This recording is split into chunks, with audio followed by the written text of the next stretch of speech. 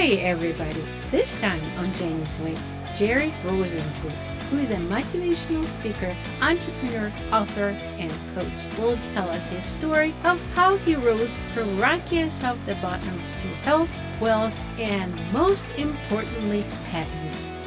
I don't want to give away details early or spoil any surprises, so sit back, relax, and hear the words of Jerry. I want to welcome Coach Jerry to Janie's Way podcast. Jerry is a coach, speaker, trainer, and certified Maxwell leadership coach. He brings a lot of wisdom and experience to Janie's Way. Jerry, for people who are not familiar with your story, can you describe how that started? Oh, yeah. Well, Jenny, first of all, I just want to say how great it is to be here. It's a privilege to be on your show. Thank you for having me as a guest. Our journeys are always long, so I'm going to make mine somewhat short. But I started out in business almost 30 plus years ago. I started out in the real estate profession. I was a real estate broker.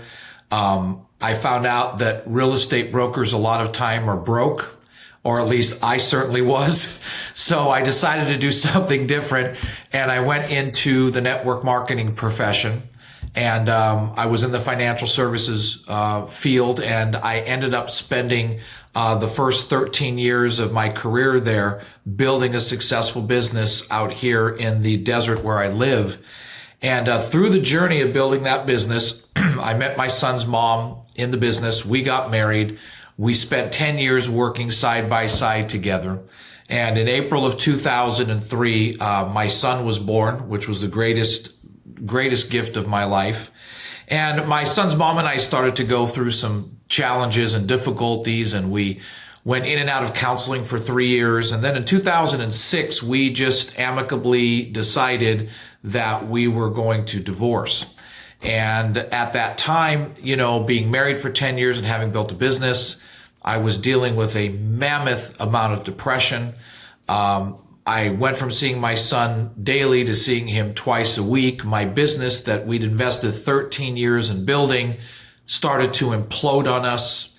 And I ended up finding myself on the floor of my apartment, writing a letter to my son, who was at the time 3.5 years old, trying to explain to him when he got older why his dad took his own life. And it was a very dark time in my life. But when that situation changed, and obviously here I am today, so thank God I didn't go through with it, I got up off that floor and I started asking myself a question. And the question I asked myself is, how did I get down here? How was I the encourager, the guy that brought inspiration, the one that everyone came to for advice and help and counsel? How did that guy end up on the floor, almost getting ready to take his life? And what I found out, and this was the beginning part of my journey to what I'm doing now, is that when I was doing well, things were going great, everything I touched turned to gold, I was in complete control of my mindset. But when I got myself down to that floor, my mindset had took control of me. And specifically, it was the area of doubt.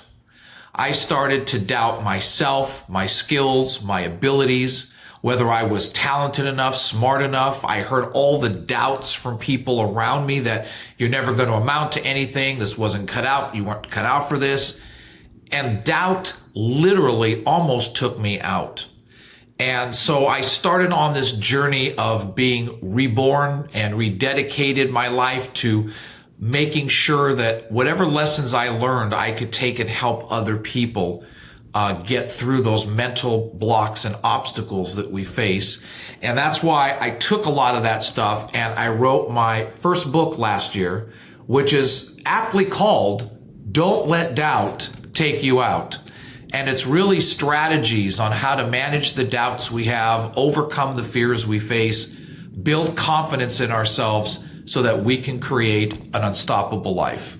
And that's kind of the short version of how I went from where I was to where I am now. First of all, I want to thank you for being vulnerable and telling your story. It was not easy to keep coming back It's not easy to coming back and realizing, oh my God, I was so low, and admitting it in the camera in front of God knows how many people. It takes a lot of courage. So how did you get up off the floor? What was that? What was it that kind of like, I have to do it? What inspired you in that moment? Do you remember? I do, clearly. For me, I'm a man of faith. So for me personally, I know that God saved my life because he had a greater purpose for me than what I saw for myself. That was the beginning part of it. But what I also learned is that just because things happen to me doesn't mean that I have to focus on those things. I teach people when I do coaching that we can't always control what happens around us, but we have total control of what happens in us, how we think, how we react, how we respond. And I looked at all the ways that I reacted and responded to the life circumstances that were happening to me at that time. And I lost my mindset in the process of that because I was focusing on all the bad, all the hurt, all the anger. And what you focus on with emotion begins to grow in your life.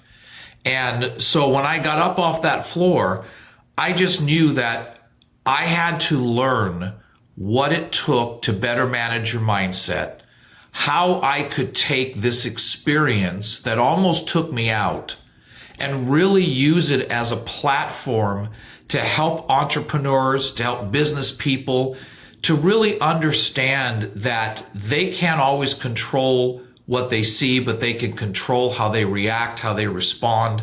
And it's never easy. And doubt comes in all sorts of different disguises in our lives. It's not just one thing. It comes to us in so many different packages that we sometimes don't even think about. Many of them I wrote about in the book, but I just really believe that every single person has a challenge. In fact, I did a keynote, I think it was in the beginning of December. And this was a group of people that I'd never met, didn't know them. There was probably about 50, 60 people there. And I always ask this question because I want people to understand the importance of the topic, because sometimes we think, oh, I don't need that. So I ask the question, I'll ask your audience now, they're listening. I ask the question, how many of you have ever dealt with doubt in your life? Oh, and 50 hands went up. Okay, great. How many of you dealt with doubt in some area of your life in the last week? All the hands went up. And then I said, how many of you were doubting whether you should even raise your hand and participate in this exercise? And they all started laughing. But the point was, it's always there. Doubt doesn't discriminate. It does not care who you are, how much money you have, the cars you drive, the house you live in, the family you have. It doesn't care how many letters are behind your name, how many degrees are hanging on your wall.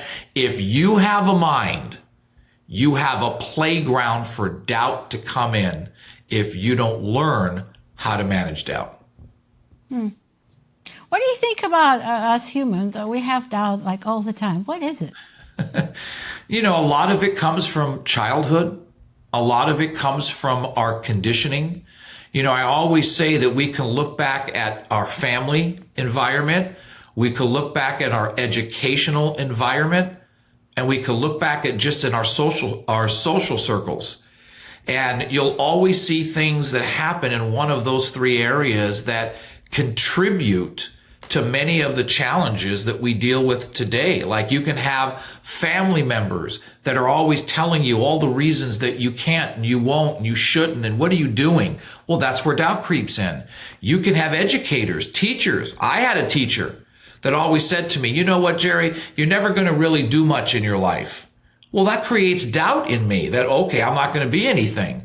And then your social circle is the worst, because your friends are always going to be the ones to tell you all the reasons it's never going to work. So it comes from all the different things that we have in our lives, and it just compiles. And then we become adults in the real world working and trying to do things. And then we realize, oh, here comes the doubt. Here comes the fear. Here comes the uncertainty. And we have to battle it all the time.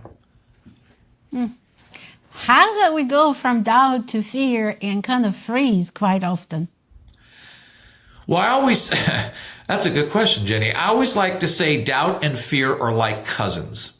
And the great example that I used, just like that, the great example I like to use, I use this at all my events, is, and I don't know, Jenny, you'll remember this, but some of your listeners might be a little younger, but when we were young, I mean, musical chairs was the game that we played, right? My son now is 20.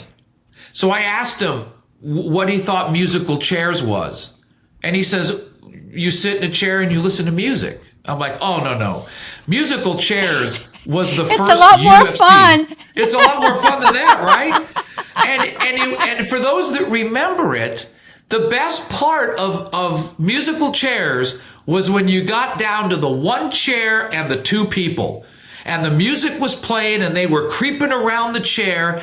And when that music stopped, it was like UFC wrestling night. I mean, you were going to make sure your butt was in that chair because there was only one chair and only one person could sit in it. So I took that experience and I said, you know what? That's how I envision it in our mind. Imagine that we have a table in our mind and we're setting up a dinner for our guest. So there's a seat for us and a seat for our guest. And doubt became so real to me. I created a character in my life for doubt. So you have a knock on the door and you go to the door and you open the door and who's standing there but Bob Belief. Bob Belief comes in, sits at your table, and man, he's telling you all the reasons you're going to be successful and you can do it. And I know you're going to win. You got what it takes. And in the middle of him doing that, you get another knock on the door. And you say, did you invite anyone? No. Did you? No. So you go to the door and you open the door. And who should be standing there? In a three-piece suit, wingtip shoes, slick back hair, my good buddy, Dan Doubt. And Dan Doubt comes in and he wants to tell you all the reasons you're going to fail. You're not cut out for this. And what we have to realize is this. You've got one chair and you've got doubt and belief standing there, but both of them cannot sit in that chair at the same time.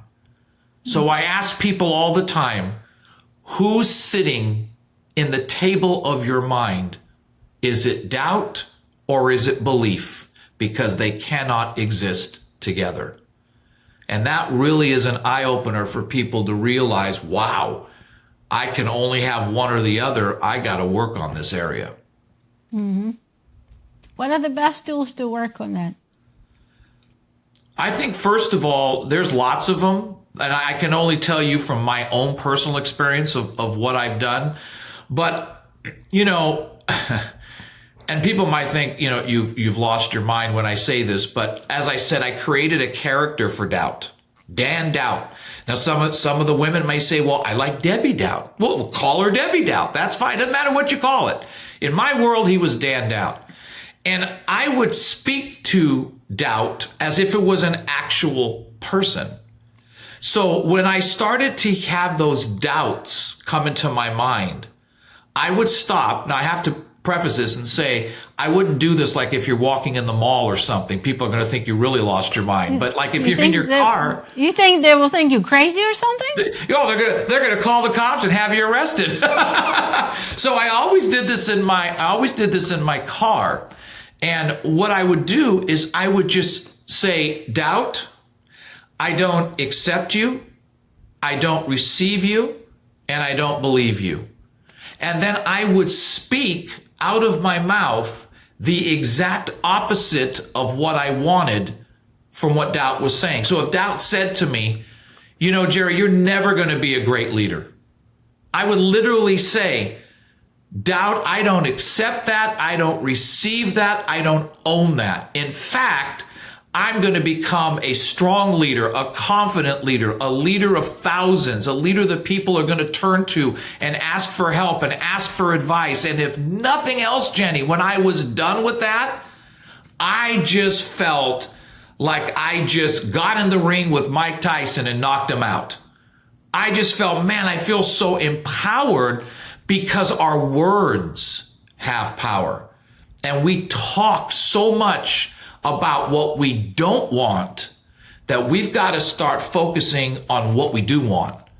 So I believe that the beginning phase is in our mouth, is what we speak. You know, my mom used to tell me when I was a kid, I'm going to wash your mouth out with soap.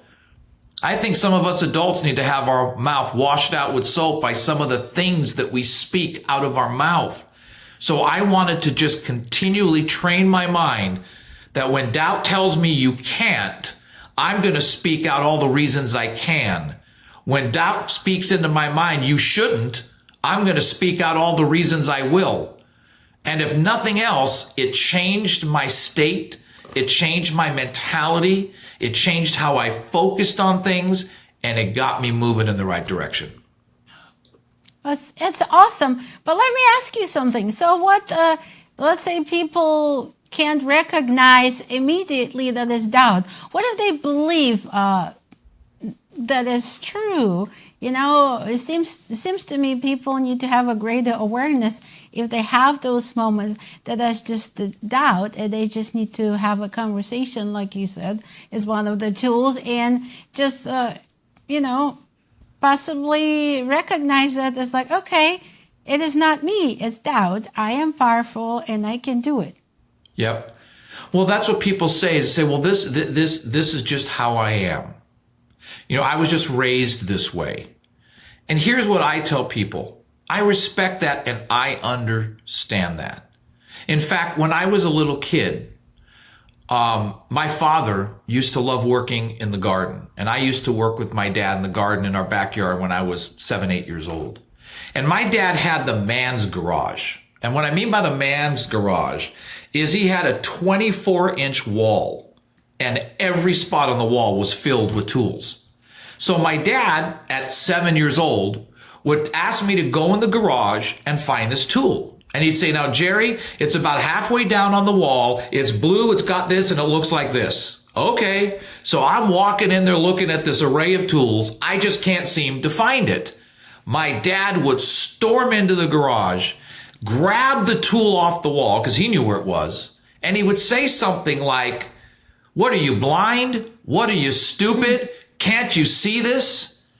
Now, he didn't mean it in a negative way, because he was raised in Argentina, in a different country where that was normal for him. He didn't know what he was doing, but those words took root in my mind, where now, as I was growing up, I began to doubt that I was going to ever amount to anything. And when it clicked to me was when I was in 8th grade, and we were doing one of those, what are you going to do when you grow up talks? And the teacher came to me, and Jenny, I will never forget this as long as I live. The teacher asked me, well, what are you going to do when you grow up? And I literally said to her, whatever a dumb, stupid imbecile can do. Oh my. Because I believe that to be true about myself.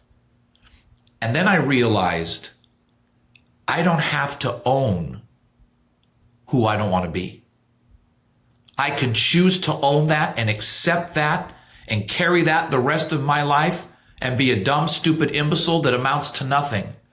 But we don't have to own the things that we don't want to be.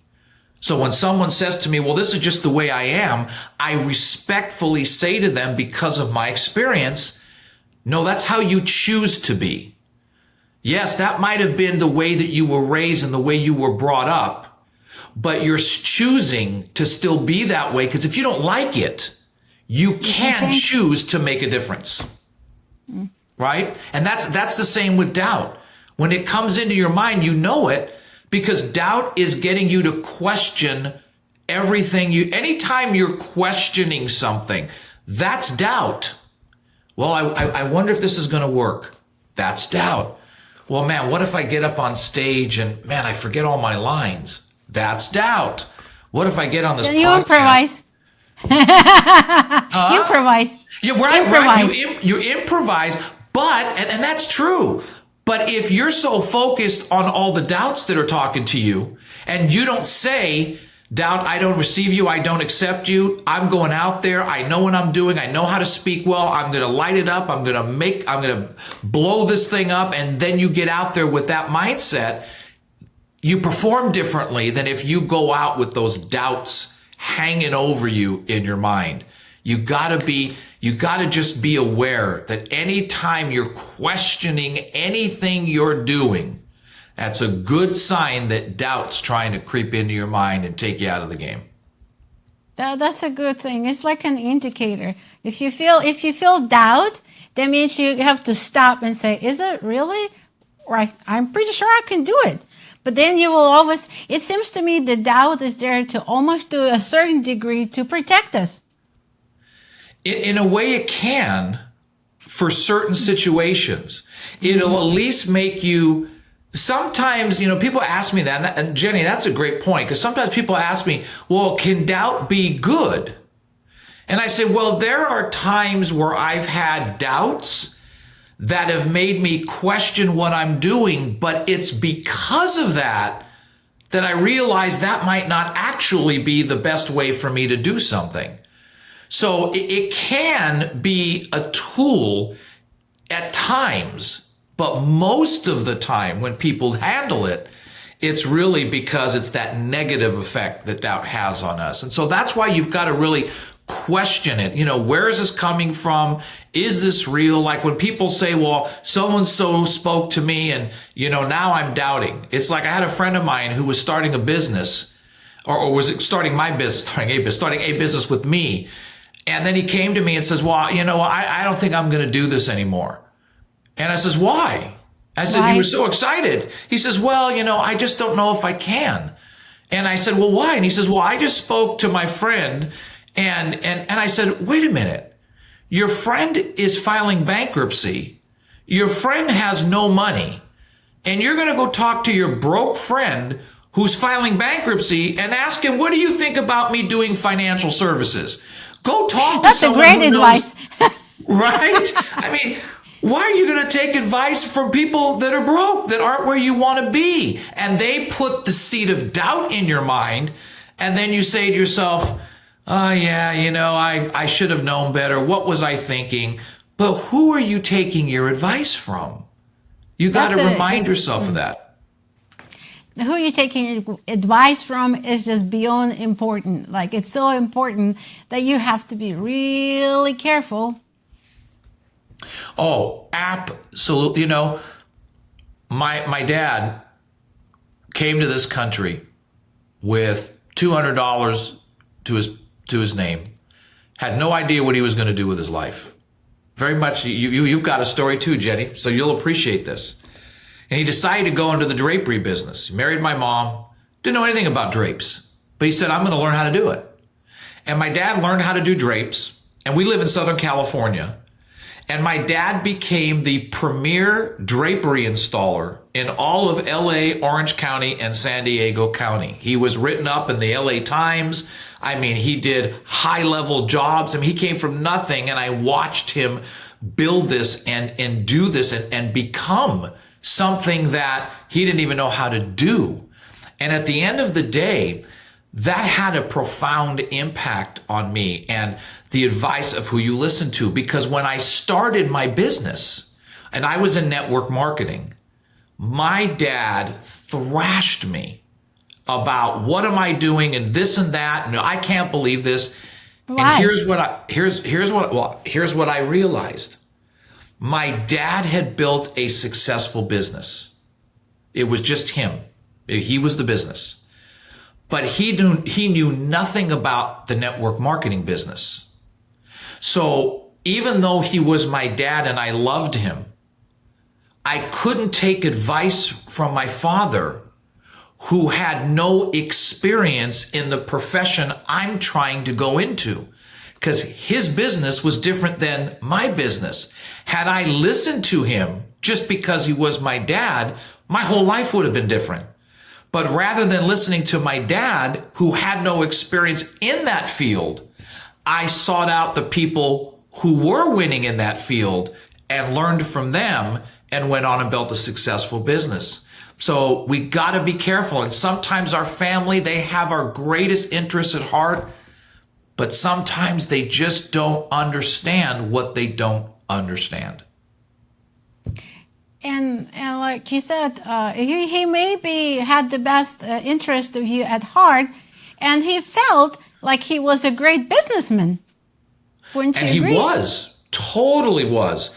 But network marketing was a different business model than what he was used to. So he was trying to take his experience into a field where his experience didn't quite fit correctly. It was like putting a square peg into a round hole. It just didn't work. So I had to learn, I got to go get my advice from people that have done what I'm going to do and learn from them. It was hard, but it was a game changer for me. So who was the biggest influence for you? It wasn't your dad, or initially it was because he was so successful? It was my dad. I would never have been an entrepreneur without my father's influence. Never would have been an entrepreneur. I learned so much from him. But he was one of my biggest influences. But I think another one of my influences was a friend of mine that I met through my business. We're still friends today, 35 years later. And we just grew up together in the business. We cried together. We laughed together. We, celebrated together. We failed together. And he just had a great impact on me because no matter what happened to him, he just refused to give up. He refused to quit. And because of his desire to not quit, I didn't quit.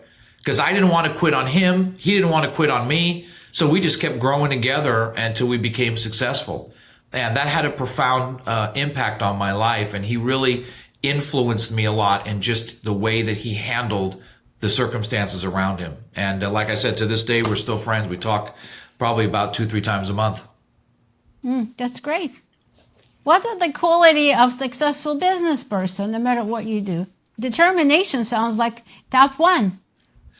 Yeah, that's very interesting too, because I did an exercise with my team, and this is what I believe. Now there's probably a lot more than this, okay? But from my perspective, passion to me is number one.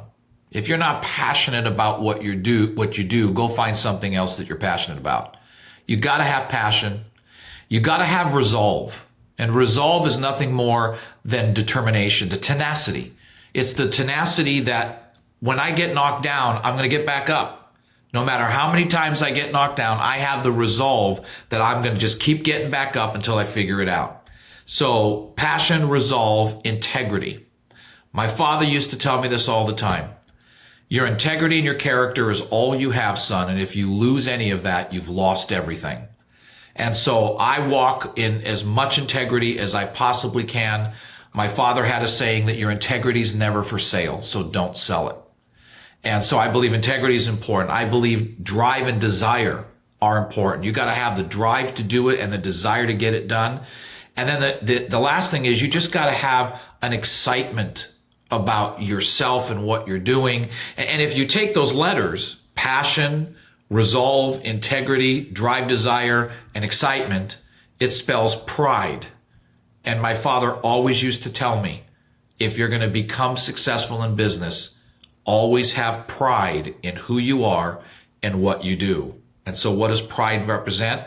Passion, resolve, integrity, drive, desire, and excitement. That's what I think makes a really successful entrepreneur. So well said. Excitement is so beyond important. So does the passion. Is what's giving you the energy. It was keep getting you out of bed. What are you excited to create? To me, waking up in the morning, you think instead of worrying about what I'm going to do, it's like, what am I going to create?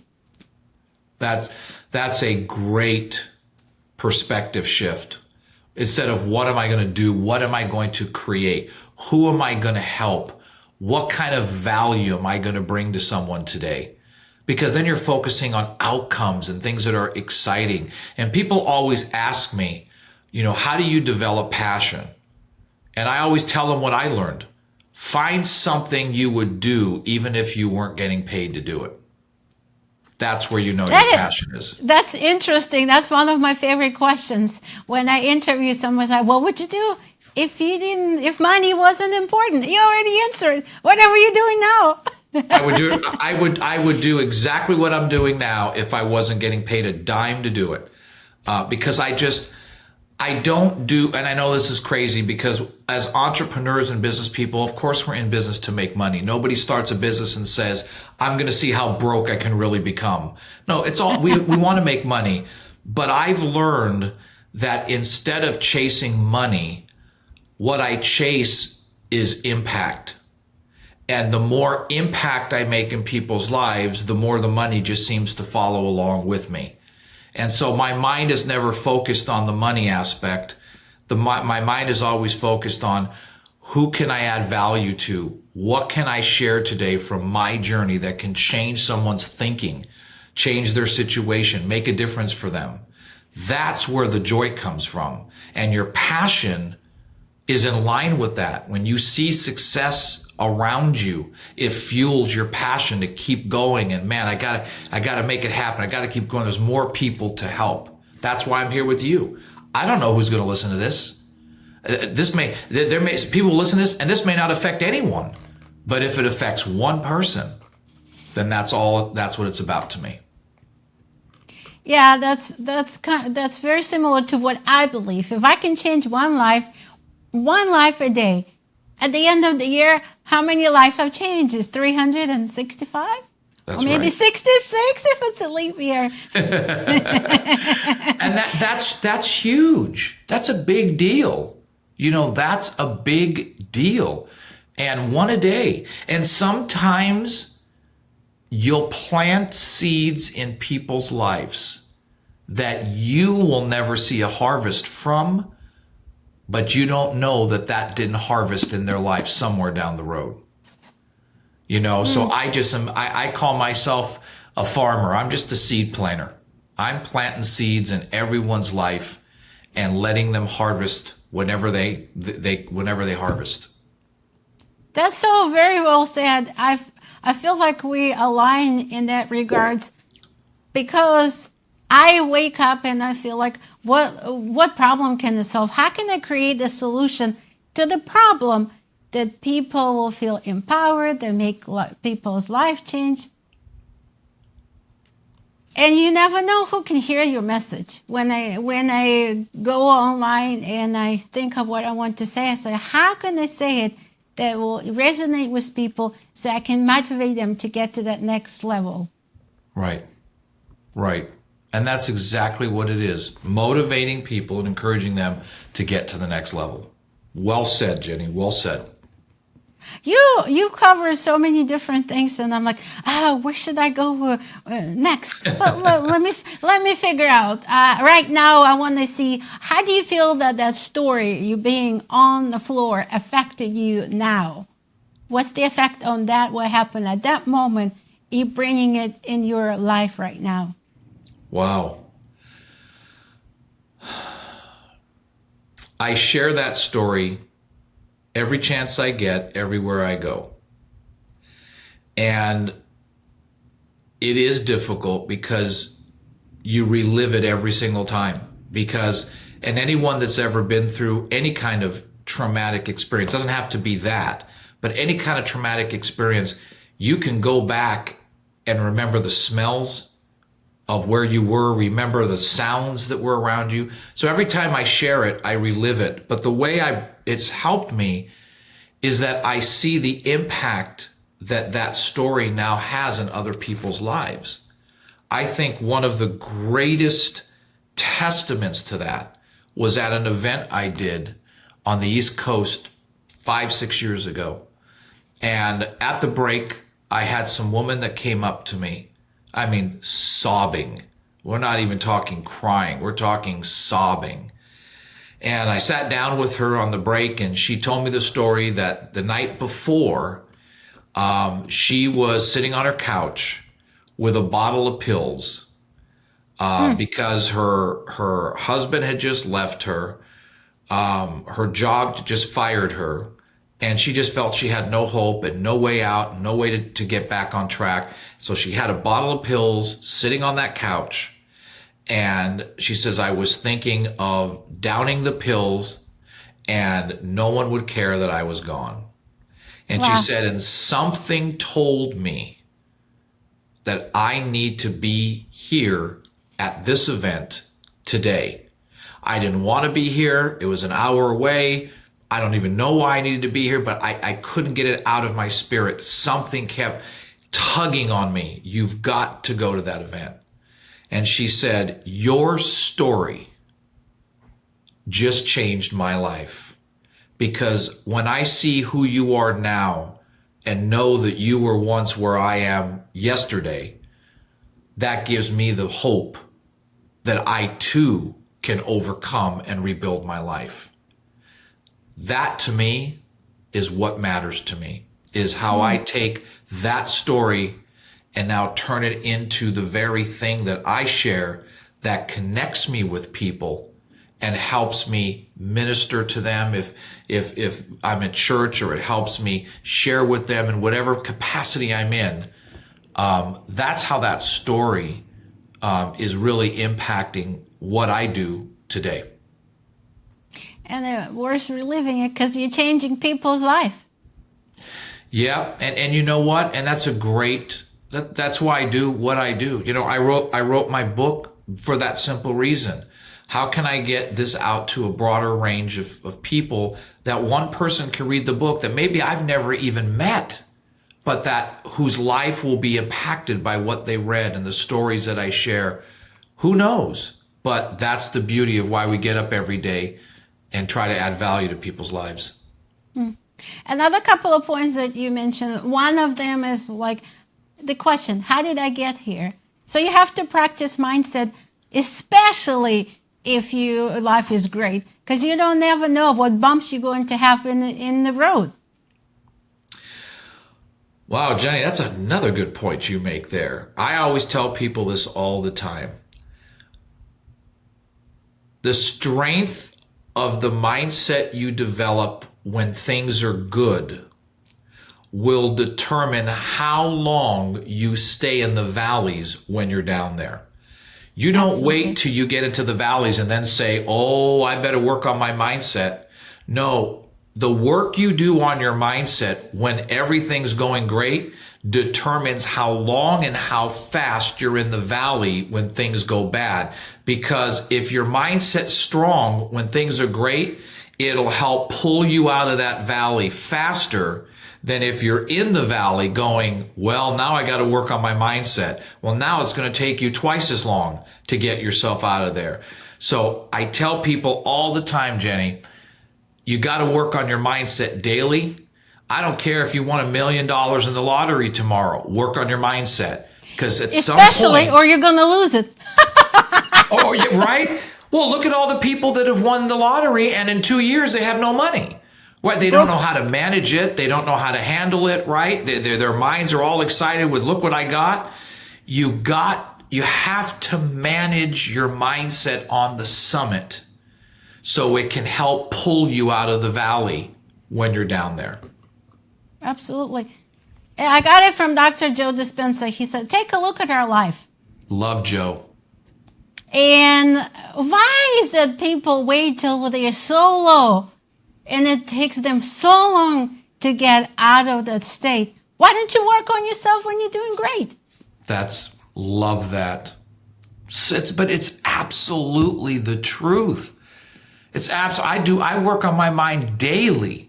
I don't work on it just okay, when I need it. No, every day. Because here's the thing. I know that our life is seasons.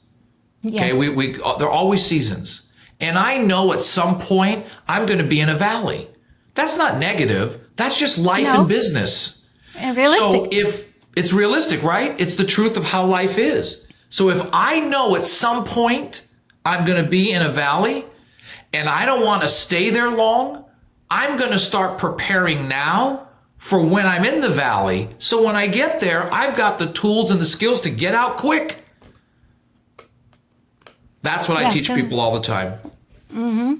Because if you're not prepared, it will take, you can get out, but it will take a lot longer. And you might have to hire more than one person to help you out of there. Without a doubt. And sometimes they can't get you out of there because their minds are as jacked up as yours is. And what makes us think, here's an interesting angle. What makes us think that we have to go to the gym and work on our muscles, and we don't worry about this muscle right here? That's absolutely the truth. Jenny, you're preaching some good stuff over there because it's the truth. Your mind is a muscle and it needs to be worked on daily. And you can't get so busy in your life that you don't work. And people say, well, what does that mean? Okay, Jerry, you say we got to work on our mindset. What does that mean? And my answer is it's different for everybody. For me, personally, it's reading the Bible and praying. For others, it's yoga. For some, it's meditation. It doesn't matter what it is. For everybody's got a different way of doing it, but you've got to feed your mind and work on it every single day so that it gets stronger. Because here's the thing. I deal with challenges today just like I dealt with them 25 years ago. The difference is I manage the challenges so much differently now because of the strength of the mindset I've developed over the years. And so now the things that used to take me out for 2 months might take me out for 2 hours because of my mindset. That's why it's so important. And the reason we even got into that conversation, because you said, how did I get here? How did you get here? So whoever listening to this episode, I want you to remember, I don't want you to ask the question, how did I get there? Ask yourself every day, what do I need to do and learn so when I have challenges, I'm not going to be asking myself, how did I get here? Absolutely. And see, I didn't know what I know now back then. But I'm glad I didn't, because if I did, I wouldn't have a story to tell. But it made you who you are. Without a doubt. 100%. Wouldn't be who I am without that struggle that I went through. No doubt about it. We all had our doubts. I had severe anxiety. I'm not taking any medications. I'm not. It's a daily work. And I'm preaching it as a daily work. You have to exercise your mind. And the people that are asking you, what do you mean by this? Those are the ones that especially need to do it. But you also pointed out that it's different for everybody. It's not the same. Because I don't like yoga as much as I love to get into yoga. It's just not for me. Not yet anyways, because I didn't choose to dedicate myself to continuously practicing, because I have other things that I practice to keep me grounded. Absolutely. I love affirmations. What do you think about affirmations? You talked about it in your book. I did. And affirmations are massively powerful. But here's the thing about affirmations, just real quick, that people have to understand. Because I hear people say, well, affirmations don't work. Don't work. Right. You hear that too, right, Jenny? They just don't work. And my response is, no, you don't work affirmations correctly. And people say, well, what does that mean? Well, if you have a list of affirmations and you just go at the end of the day, let's see, I got all my affirmations. Oh, okay, I'm a winner, I'm a champion, I'm an overcomer, I'm going to do this, I'm going to do that. That does absolutely nothing for you, because what you have to do is you have to create feeling and emotion behind the words. That's what moves your mind forward. So you can't just say a bunch of affirmations blandly, like, okay, I'm going to check it off. There's got to be feeling and emotion behind the words, because your subconscious mind doesn't know the difference between something that you're speaking about or something that's really happening. Your subconscious moves by the feelings and emotions attached to whatever it is that's happening.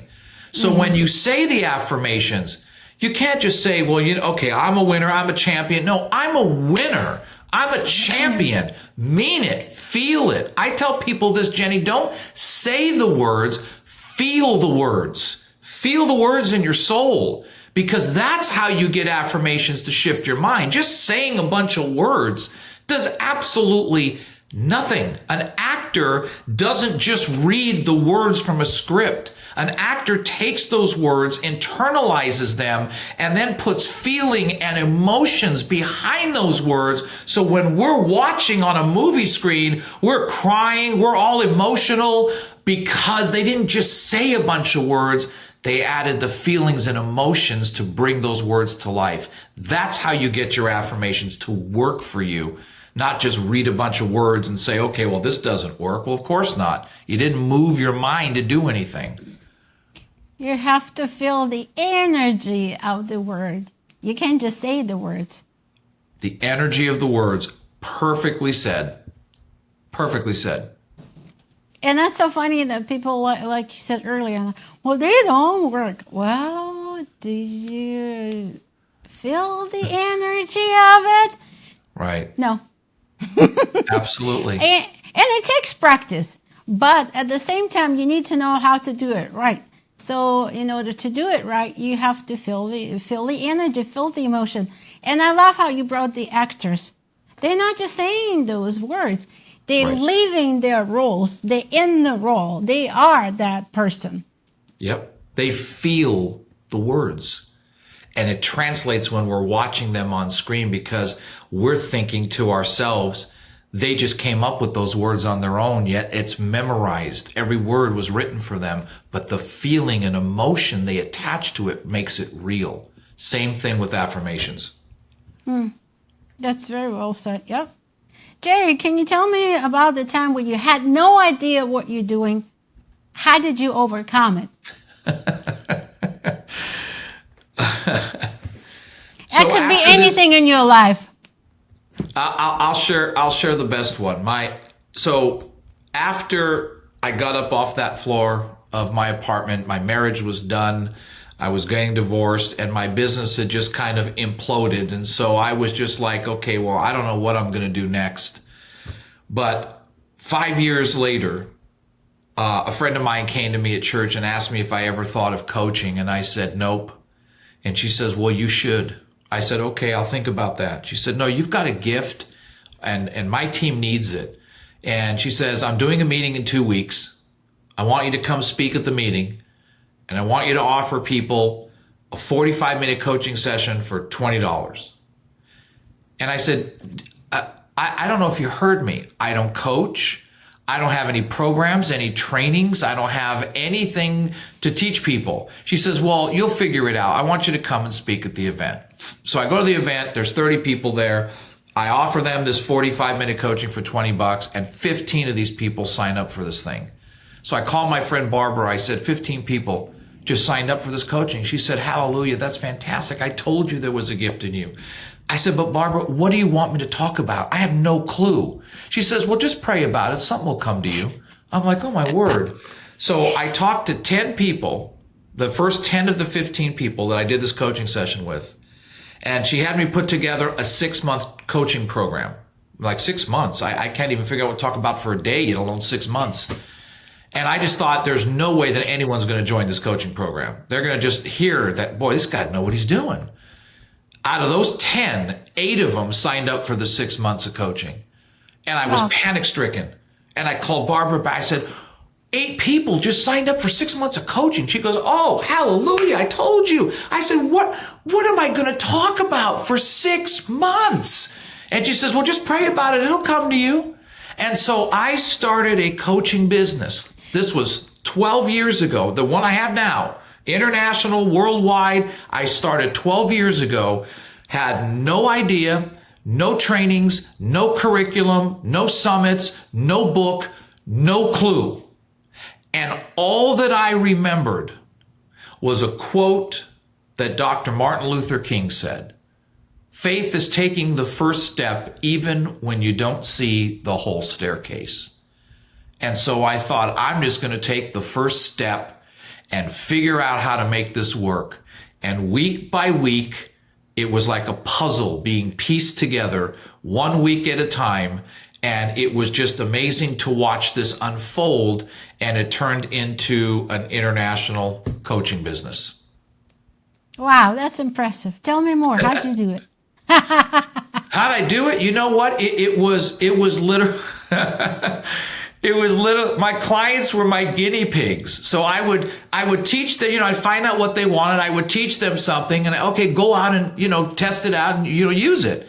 So they come back the next week. Well, how did that work? I didn't get any results. So I thought, okay, well, I'm going to mark that off my list. We're not going to teach you that anymore. Or if they came back and I said, how'd it go? Oh, it was amazing. I go, okay, well, we'll keep teaching that. And so I just had to have that faith in me that, you know what? I wouldn't be in this position if I wasn't ready for this position. And sometimes we're put in places that we don't think we're ready for, but we're more prepared than we think when we get our feet to the fire and realize all those years that I spent building a network marketing business was the training ground to prepare the material that I would be using in my coaching program. And it never even clicked to me until about halfway through the first 3 months of trying to figure this out. A friend of mine said that to me. You've got a plethora of information that you've learned. That's where you pull from. That's what you teach people from. And that's when it clicked. And then I just started taking all the things I had learned over the years, helped people with that, and just things started to blow up and people started referring me to people and results were coming in and people were excited. And it took on a life of its own. It was just absolutely an amazing experience when you had no clue what to do, but took that step of faith and then you watched it unfold like that. It was pretty special. I have to say, I was blown away. I'm still blown away by it to this day. So if you combine faith, confidence, and the skills, experience the skills, yep, and just keep taking one day at a time, like yep. Coach Jerry just said, and believe that you got enough experience and confidence that you can do it, you'll figure it out. And you will. I know it's hard when you're there and you're going, but I don't see it. I was driving in the fog with no headlights on. I had no idea what I was doing or where I was going. But I just had the faith that there's things I do know I can help people with. And I just started from that. And it just rolled along. Were you initially every day. Okay. Every day. I was petrified. Every time I got on a call, I prayed before I got on every call, Lord, just give me something good to say to this person so they don't think I'm a fraud. Right? Because here's the thing. One of the things I talk about in the book is imposter syndrome. Because imposter syndrome opens up your mind to doubt. I was living it. Total imposter syndrome. I have no clue what I'm doing. And then Dan Doubt was sitting there laughing, going, man, you're going to embarrass yourself. You're going to make a fool. What do you know? So I was battling imposter syndrome. I was battling doubt. But every day, I just remembered what my dad said. Do everything with character and integrity. So I never lied to people. I never made stuff up. I tried to be true to who I was and real with people. And I think what helped me was as I became vulnerable and authentic and transparent with people about my journey and what I've gone through and who I've become, people really connected with me and allowed me to open them up to learning what I had to share. Because they would ask me questions. Well, how did you do that? And then that ended up turning into a training class. And I'd say, oh my gosh, there's a training class. I'll teach the next person this. And it just was it was like, Jenny, it was like climbing a ladder. Just one rung at a time. And every time I needed the next rung, it just somehow showed up. But it took work. I didn't just sit back, eat bonbons and watch TV all day and go, okay, what next? No, I had to grow. I had to do the work. I had to dig in. But as I did that, every rung of that ladder showed up every time that I needed it. I'm pretty sure you were doing some preparatory work before you get on the call, wouldn't you? Oh, without a doubt. Without a doubt. Yeah, I'd have my trainings all, lined up and set up, and this is what I'm going to do. And then when I realized, and this might help somebody that's doing coaching, Jenny, is that coaching isn't so much of what I can teach you. It's what do you need me to help you with? Oh, wow. That's gold right there. That is gold, because that changed everything. Because what I would say is, instead of me having the pressure of, okay, well, what am I going to teach people? I would say, so Jenny, tell me what you're struggling with today and how I can best help you on our coaching call today. And then they would give me. That's brilliant. Isn't that, I mean, that's how I learned it. So what they did is they gave me the content of what I needed to help them with. Because they said, well, you know, I just can't get past procrastination. It's driving me nuts. There's my coaching call for the day, which is exactly what they needed. So to this day, when I do executive coaching with people, I have no process. And what I mean by that is every call is about the other person. Where are you at? What are you struggling with? And what can we discuss today that will help you move forward? And when they tell me, that becomes the content of the coaching call that's directly related to what they need. And that was the game changer for me in my coaching, right there. Coach Jerry, that's brilliant. Well, thank you. It wasn't like something I came up with. I just realized I don't have enough information or trainings to teach people. So what do I do? Well, I'll just ask somebody, what do you need help with? And then from that turned into all of my trainings. And I do that to this day. First coaching calls I'll do with people, I'll say, listen, where are you at today? What are your pain points now? What do you need to work on? What can we work on together on this call that would add value to you and make a shift in your life? Well, you know, Jerry, right now I'm just dealing with laziness. I just can't get myself off the couch. Great. There's the content for our coaching call. How do we get you not be lazy? And then we'll just start talking and conversing and asking questions.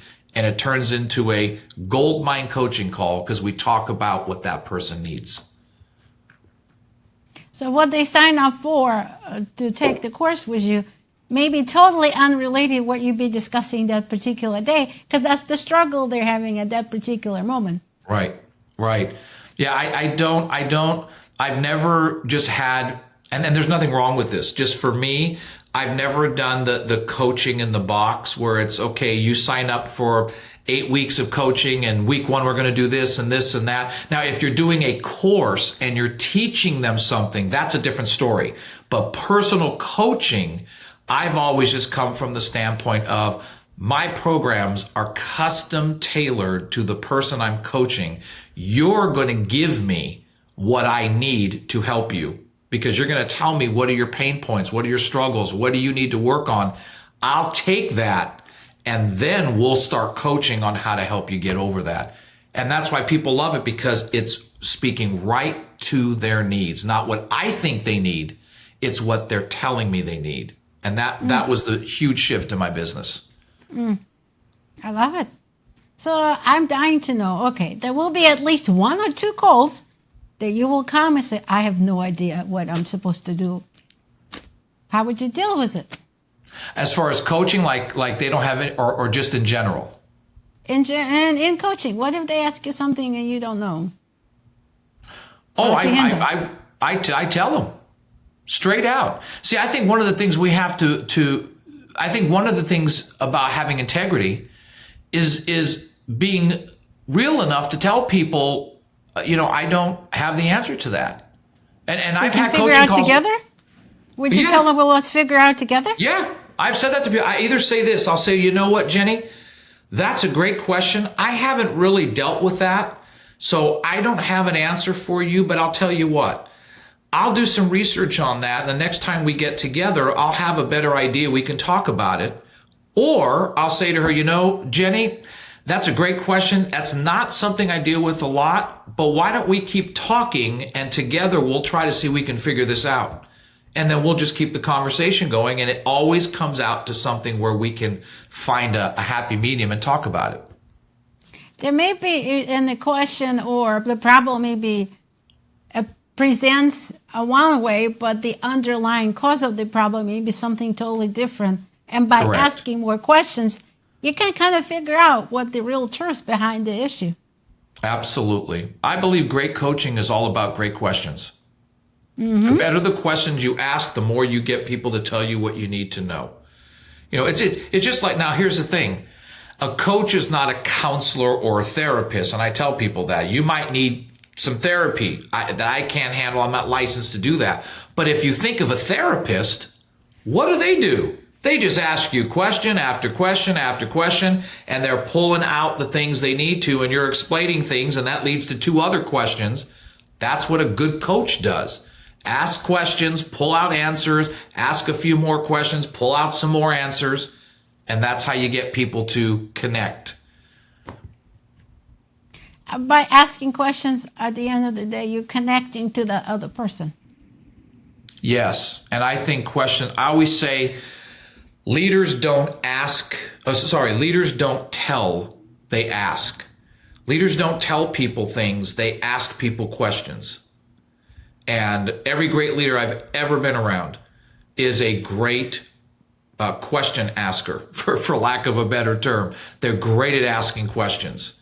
And I never tell people things. I ask them questions and lead them with the questions that I'm asking to where they need to be. Because at the end of the day, it's their life, their business. Who are you to tell them what to do? You ask them the questions, and then from there, you help them, you guide them to kind of figure out where they need to go next. What are the plan? Absolutely, 100%. I love what you said there, Jenny. We can't make people do things. That's not our job. Our job is to guide people, to help them figure things out themselves with the right questions and the right guidance. And I think as a coach, that's what my job is just to help guide them with the right questions, give them the right perspective, help them to figure things out themselves, and then they move forward and they get results. Because what you want in life and what I want in life, when somebody else wants in life, most likely not the same. And that's Correct. fine, because we're different.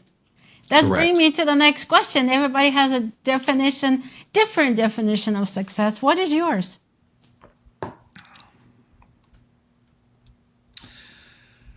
My definition of success has changed over the years. But for me personally... No surprise. Yeah, right. You evolve, right? You constantly are changing. But asking me today, what is my definition of success? To me personally, it's just changed lives. That's how I view success. I have a saying. This is what my coaching clients will call my Jerryisms. But I always say this: my changed life was meant to change lives. And I live by that motto. And to me, that is success.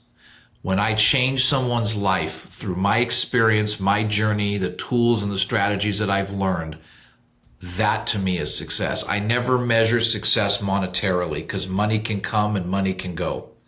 I always measure success by how many changed lives have I impacted through what I've done. That to me is true success for me. That's great. I love it. You change people's life. Simple. And it's going to change and evolve as we evolve. Because my success the same was 5 years ago. Now it's not going to be the same. We're evolving, growing, learning. And our goals may change from time to time. 100%. 100%. Since you're an expert in networking, what are the best tools for networking in your opinion? I think for networking, first of all, you have to know your niche. What is the market of people that you're trying to reach? I know we all want to reach everybody, but that doesn't work. You got to have a niche. Like for me, it's entrepreneurs and business owners. That's my niche. So you need to have that. You got to have, your elevator speech, down. When somebody says to you, what do you do? What is it that you say to people without any thought? You say it. And I think networking for me is go where the people are. And where are people? I join the Chamber of Commerce. I go to business networking lunches. I go to grand openings of businesses out here. I go where the people are that I'm trying to connect and build relationships with. And that's to me what networking is. I will tell you what it's not. Networking is not sitting at home waiting for a line of people to come knock on your door and say, I heard that you're in business. I've been looking for you. That doesn't happen.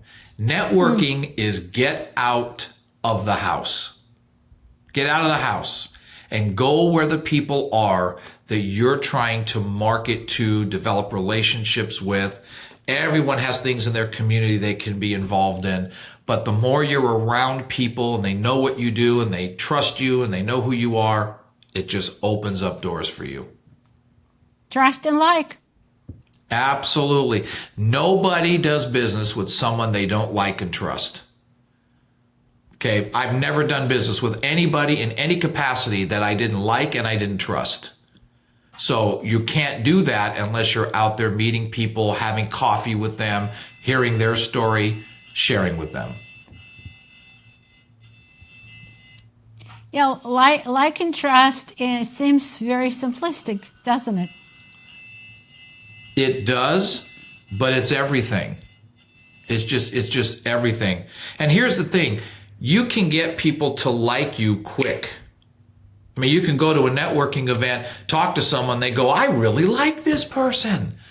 But that doesn't mean they trust you yet. Trust takes time to develop and work on. Oh, look, your cat came to join. I have an assistant here. I say your cat came to join the conversation. Okay, Kelly wants to know more about networking too. What do you want to know, Kelly? You want to know how to go meet some more cats? Kelly said no. She have two already, one cousin and one that she's still fighting. She said, no, I do not want any more cats. I'm good with networking.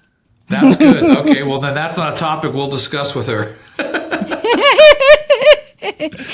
I think we had her for a long time, and she is so precious. She likes attention. Now here we are, my associate. That's awesome. That's Katie awesome. Kelly. She must feel the energy from you because she's never done it before. Oh, well, that's a positive. That's an encouraging thing. She said, yeah, I like this guy. I don't know who he is, but I like him. I'm curious what's next for Jerry. What's next for Jerry? Well, I got all sorts of things in the fire. Let's say what's next for Jerry, and let's say what's next for Coach Jerry. There may be a difference. What's next for Jerry? So for what's next for Jerry personally is just really working on myself, my mental health, my physical health, really getting myself to the place that I need to be at to be the healthiest that I can be. I'm 55 years old, and I said I want to. Oh, really? I want to get. Can't tell. Oh, bless your heart. Thank you. Yeah, people sometimes say, you're not 55. I have to show my driver's license. Yes, I am 55.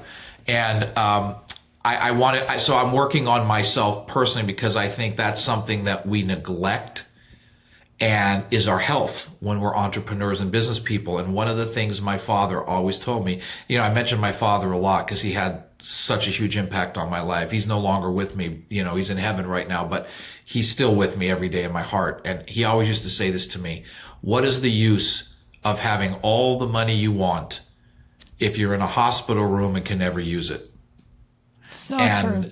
So I've always remembered that. And so I'm working on myself personally. For Coach Jerry, that's just, that's always a work in progress. Right now, I'm opening up my calendar. One of the things I love is to do keynote speeches for companies and businesses.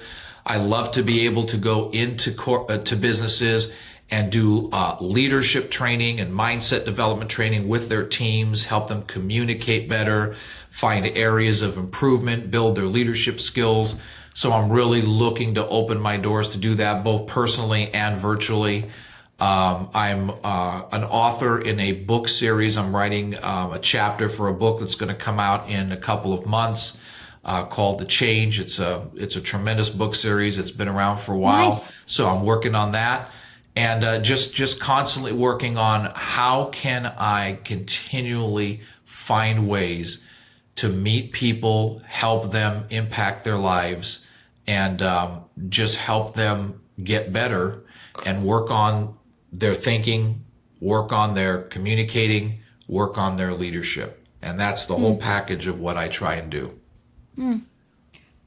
That's great. What would you tell to people if they want to get into speaking gigs? Where should they start? Toastmasters. Hands down. Toastmasters, the greatest organization to help you break over your fear of speaking. That is where I started 35 years ago, was in Toastmasters. Incredible organization. It's worldwide. You can find one in any area you live in. Just a great group of people that take the novice speaker and help turn them into confident communicators. So Toastmasters, hands down, if you want to learn how to be a great speaker. And then listen to people who are incredible communicators.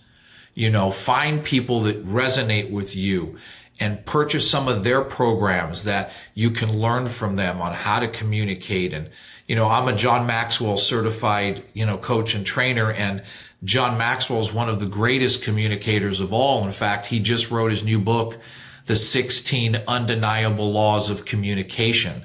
And if you're a speaker, and when I say speaker, I'm not talking about just someone who stands on a stage. I'm talking about you're speaking at your PTA meeting.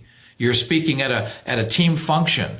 If you want to really learn how to hone your communication, get John's book, The 16 Undeniable Laws of Communication. It is absolutely phenomenal. And it was the book I wish I would have had when I first started speaking 35 years ago. Sounds like you did fine without it. Oh, bless your heart. Yeah, but it took me so long. This would have shrunk that time frame a little bit. I think that's illustrate a big point there. You can get there, but how long it will take you to get there? That's right. If you have the right tools and the right coaches and the right people, you can shrink that time frame dramatically if you do that right. From our conversation, a couple of key points was for me, your reaction to what happens. Get prepared every day. Work on your mindset. And yes, there's muscles that we have to work on every day. When you go into the gym, and it doesn't have to be long. And as a matter of fact, it could be spread out in the morning a few minutes, and during the day a few minutes. I spend most of my things that helps me grounded at night. That's how it works for me. But for a lot of people, it works in the morning. So like you said earlier today in the conversation, everybody have a different patterns. Everybody likes different likes. What works for some may not work for others. But at the end of the day, your integrity and your infuse your intuition also. Like, how do you know? Is that a doubt? Or is it a reason, or is it something you have to look at that maybe you shouldn't be doing that? So continuously growing and learning, work on yourself so you can improve people around you. What your key takeaway, anything you want to add for today's conversation? It was enlightening, as I knew it would be. I loved every minute, the stories you tell, how you approach people, how do you coach people. It's amazing to me. Yeah, I love it. Well, you're an amazing interviewer, truly. I mean, because I want your listeners to understand none of this was scripted, and I had no ideas what questions Jenny was going to ask me. She didn't send me a list of questions beforehand and said, here you go, prepare this. This was off the cuff, as off the cuff could be. And I love how it just flowed together, because that's when great communicators get together, it just flows. And so my takeaway is this, or what I would tell people is this. Always remember that your past is your history. It is not your destiny. So let go of your past. Let go of the things that are keeping you bound to something that no longer is there. Because your past is the things you learn from to take with you to move you into your destiny and move you forward. So that's what I would say to your viewers is I always say let go of the things you can no longer change. Stop holding on to it. It's dead weight. It's holding you back. Let it go and move on. I have to ponder on that. That is so good. Let it go. It's in the past. The past Yep. does not equal your future unless you choose to allow it to influence your future. And that Jenny, you said the key word, choose, because it is an absolute choice. It is an absolute choice. I've had, when I do ministry work with people, I've had women that I've spoke to that are happily married, have, 2-3 kids, but they were raped when they were young. And that experience could have made them a victim and affected their whole life, where they'd never be intimate with someone, they'd never find anyone, they'd never be with anyone, because their thought would be, well, the next person's going to do the same thing.